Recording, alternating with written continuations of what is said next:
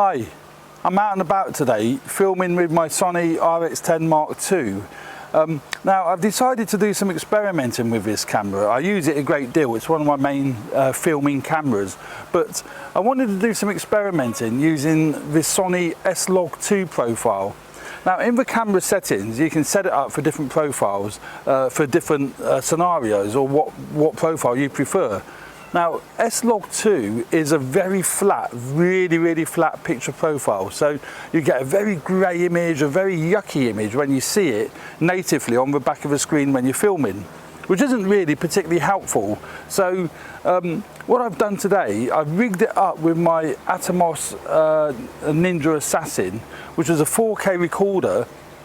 I've set it up with that so that I can see what the real image looks like, because on this particular recorder, monitor, whatever way you look at it, you can set up a LUT, an overlay on the monitor, so you can actually see what the image will look like once it's graded, once it's edited.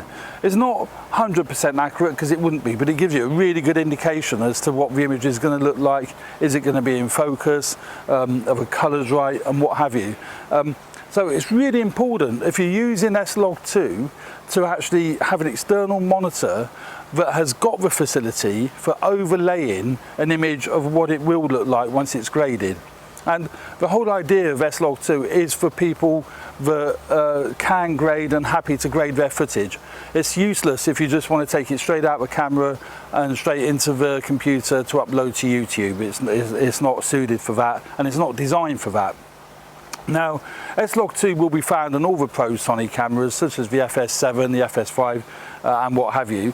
And I'm really pleased that Sony have put it in this sort of semi-professional stroke pro-consumer level camera. And it's a great camera. It's got all your manual audio controls. It's got a fixed lens, but you don't worry about that because it's a great lens. It's a Carl Zeiss lens with a constant f2.8 aperture. Now, one thing that I have noticed while being out here in the garden is that with S Log2 and all the manufacturers' logs, the native ISO is much higher. It's 800 ISO. So you do need ND filters. Luckily, Sony have included ND filters in the camera, well, there's one actually, as it happens.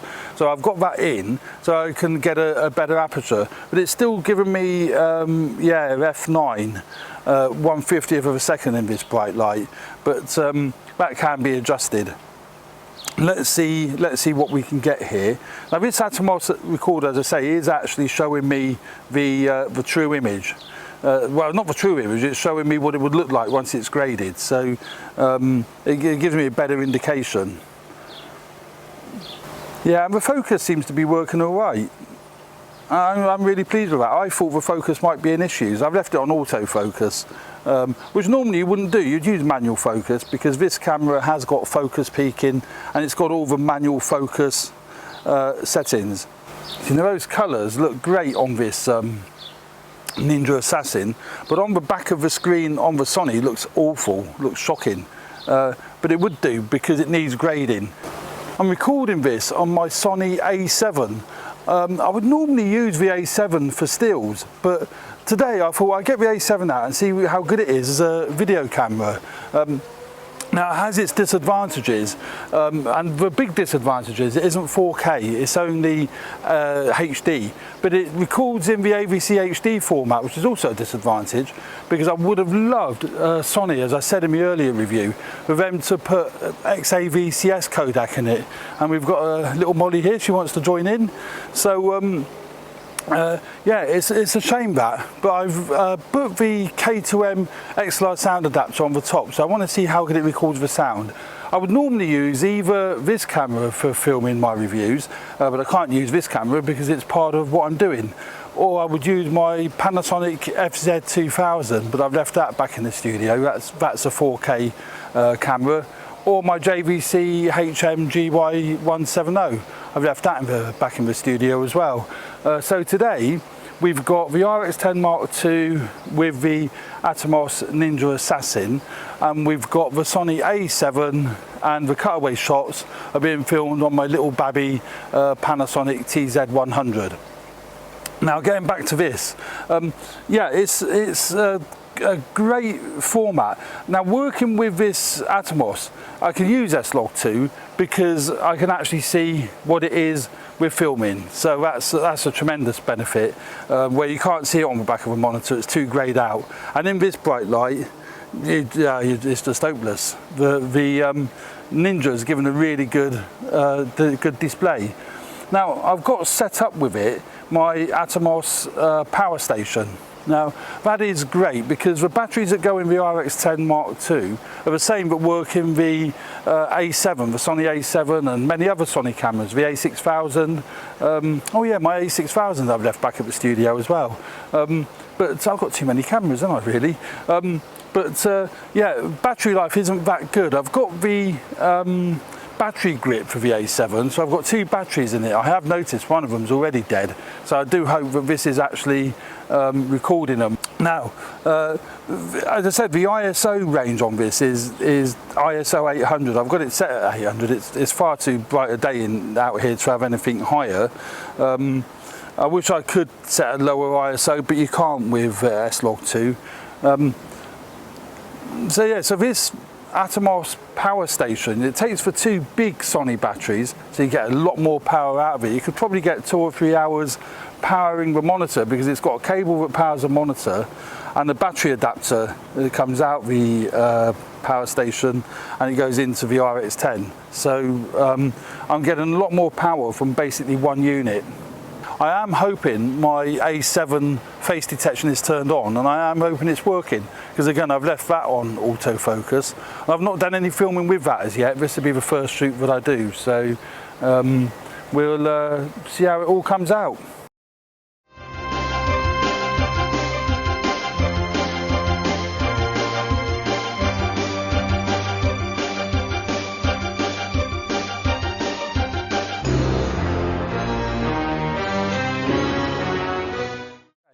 What this Ninja power station does, when one battery runs down, it switches over automatically to the second battery. It takes 2 big batteries.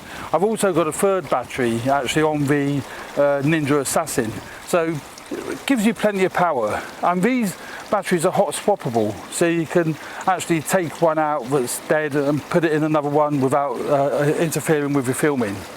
I also did buy a cheap cage for it. As you can see, I've got the RX10 in its cage. This cage also fits the A7, which is wonderful. And the reason why I've got that is because the HDMI cable is a micro HDMI that comes out of the RX10 Mark II and out of the A7. Well, it's a crap format really. So I've got this cage so I can keep it in there fixed. It's got a locking nut here so you can lock in the cable so it's not going to wobble and fall out and ruin any filming that you do. Okay, I'll show you how I grade S Log2 footage that comes out of my Sony RX10 Mark II.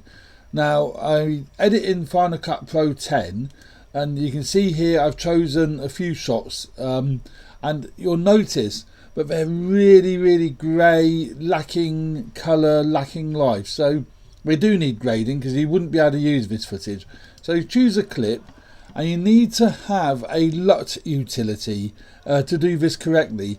And I've got a LUT utility that I've got here. So drop that onto the clip and there we have it. Then top right hand corner here you see it's saying there's no LUT. So what you do now, you choose the S Log2 LUT obviously, and you can send it to whatever you want, to Cine, to LC709. I usually choose LC709 and boom, there we go. Look at that, immense difference in quality there. It's brought out the colours, it's brought out the detail, and the great thing with S Log2, you get a lot of dynamic range, and that's why people use it. So here we go again. You drop the LUT on, and then you choose which LUT you want. Again, I'll go to what I normally go to, bing, and you get it just punchy. It just really punches out the colours, and you've got tremendous flexibility when you film in S Log2 because the dynamic range is so much better. There's other ways of doing it. You don't necessarily need a LUT utility, but it's much better purely because the algorithms have been done for you. So for example, you could just use color, and let's take color into that, and we'll adjust this using the built-in color board. Now the problem with this is that, let's get that over there, you don't really know where you're working. You've got to, it's a lot more, well, you have to be a really professional grader to work out how to grade this footage. Let's go to saturation. You know, there's a lot more involved to get the best out of it. So I would always recommend using a LUT utility. See, that's rubbish because I'm no good at grading. So if we get rid of that, so take color correction off, but stick the LUT in. Let's go down, find our LUT utility, drop that on, and then go to where are we? S Log2 709. Boom! Look at that! What a difference! What an immense difference! You can see that's with it on, off, on, off. You know, it's absolutely unbelievable difference, isn't it? Off, on. You know, it's lovely, and that looks really, really good. I'm very, very pleased with how S Log2 works on the Sony RX10 Mark II. Very, very pleased with it. I do hope you enjoy my reviews, and if you do, please hit the like button, share the videos, and also subscribe. It means a lot to me, and it makes it well worthwhile doing these tutorials and these reviews and what have you. So there's a quick overview of the RX10 Mark II filming in S Log2 and filming with my new A7. So and it's all a mystery to me today because I've not used the A7 for filming. I hope it's all in focus as well. We shall know when we get back to the studio, and if it isn't, you won't see this video anyway. So there we go. Thanks very much for watching, and see you next time. Cheers for now.